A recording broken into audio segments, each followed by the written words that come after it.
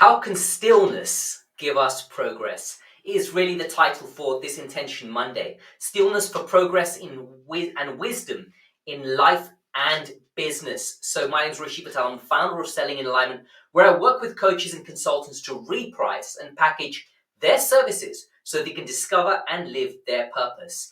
And today I want to talk about stillness.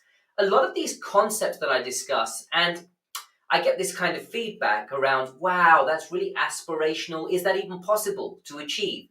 Can you really even achieve stillness? And the answer is yes, you can. And it's going to take work. And what an amazing higher ideal to aim for to achieve this inner stillness so that we can make the right decisions and we can move forward and progress and just be happy.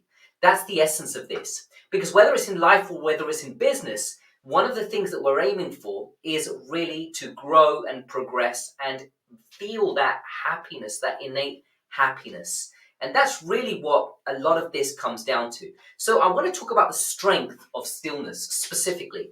And how can we just cultivate really this inner stillness that just then allows more strategic thinking, more strategic decision making in business, and then in our personal lives as well. What I want you to visualize, if you've seen this movie, some of you may not have, but if you've seen this movie, it's called Limitless. And it's about this guy, he takes this drug, and I'm not advocating drug usage or anything like that. But what I want to take is just the concept of it, because the drug that he takes gives him absolute clarity, just allows him to see all these different options. And that's a very elevated way of being. That's a very elevated state. Now, in Limitless, that was achieved using a drug. And my argument is that it is possible for us to achieve a state that high without taking any kind of drugs and just feeling like a natural level of elevation. And that would allow us to really see all the various options, the decision making, all the decision nodes.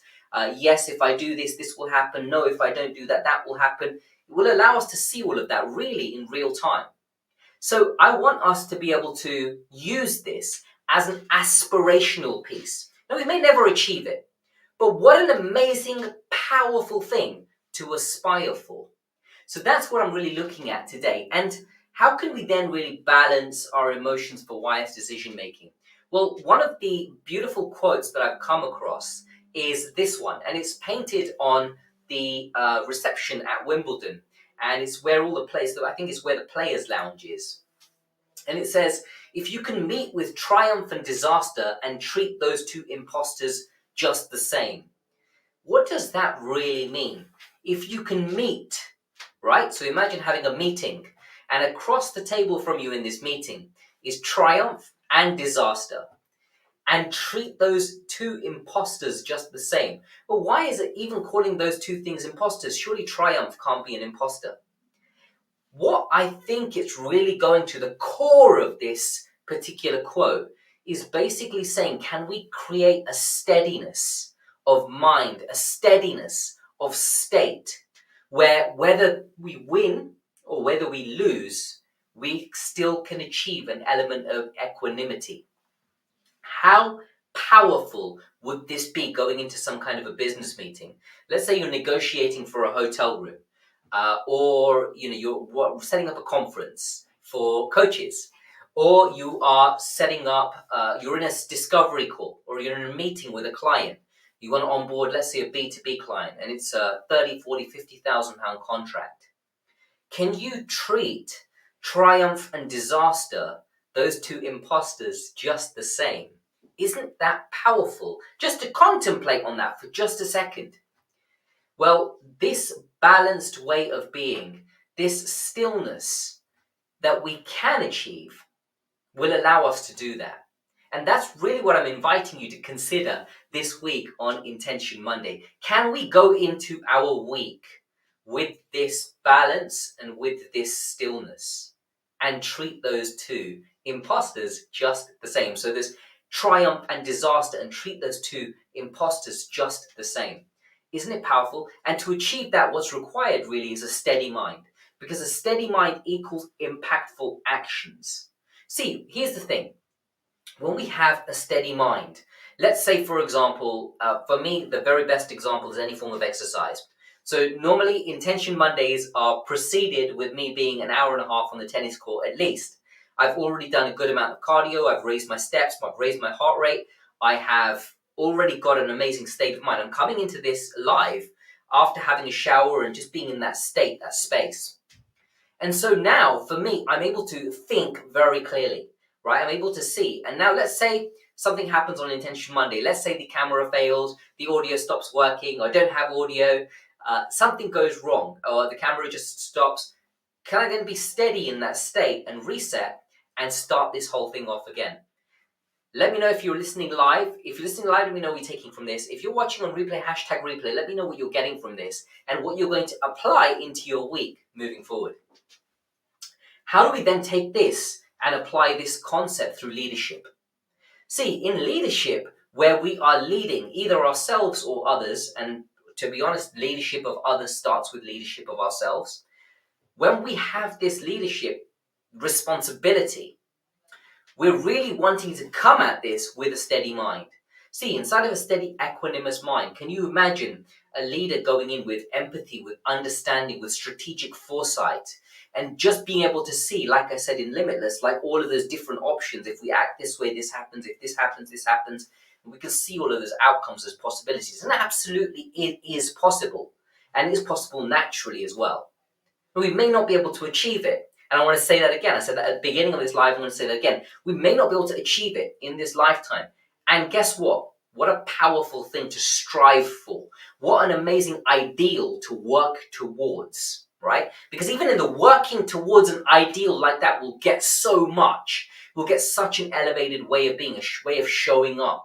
People want to be in our presence. They're magnetized by our energy. How is this guy able to show up so consistently with this level of energy? And people will want to be in your energy. And here, as Selling in Alignment, we call this whole thing the art of selling without selling. Because now we're not selling, but naturally people are gravitating towards us. Isn't that powerful? That's what stillness of mind really gives you. People like people who are equipoise, who are calm, who are still, right? They trust them more. It's a very, very powerful way of being. And then, how can we then cultivate this? So you may be thinking, now let's go practical. You may be in a boardroom meeting, you may be in a sales situation, you may be in some kind of a situation where you're needing now to treat these two imposters the same, as it said on the Wimbledon board. Let's bring that quote back up, where it says, if you can meet with triumph and disaster and treat those two imposters just the same. Let's say, practical example, you're in a real meeting now, you're in a real life boardroom situation. Here's the thing, right? Like, how can you create stillness of mind in that moment? It is absolutely possible to have that stillness of mind. You may have an anchor that brings you back to this. In neuro-linguistic programming, they talk about anchors. An anchor can bring you back to stillness of mind. And then from that perspective, you can interject when you need to, you can be silent when you need to, and these decisions are all moving the meeting forward for the best, for the betterment of everyone. But what a powerful way of being. And I really want us to get this and just understand the power of stillness. And see, there may be in this boardroom meeting, maybe people firing off, and you may say to me, oh, Rish, you haven't been to one of our boardroom meetings. You know, blood is shed and all of these things, and people are blaming and they're throwing things across the desk and whatever, right? And my invitation to you is, even in the most intense, aggressive situation, can you bring that stillness, right? That inaction. So that would be inaction, right? So that inaction, that stillness is inaction. It's very powerful. It is an incredibly powerful way of being. And this is a beautiful, beautiful thing to want to strive towards, to want to practice. Now, some of these things may sound to you like they're aspirational pieces. That's not possible to do. That's impossible. You know, our Rishi's, he talks about all of these big, high ideals and is that even possible to achieve?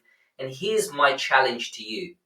Why don't we put the work in, the effort in, to strive for the ideal? Whether we achieve it or not is something else, but why don't we strive for it? Why don't we play a bigger game to have that stillness empower us to be able to show up in the world in a much, much more powerful way, using that stillness to show up in a powerful way. That's my invitation to you for this week, and let's inevitably for the rest of your lives, right? So let's do this. Let's do this together. It's an invitation for me as well. And I look forward to practicing that with you. Again, let me know what you got from this hashtag replay. Until the next time, keep selling in alignment.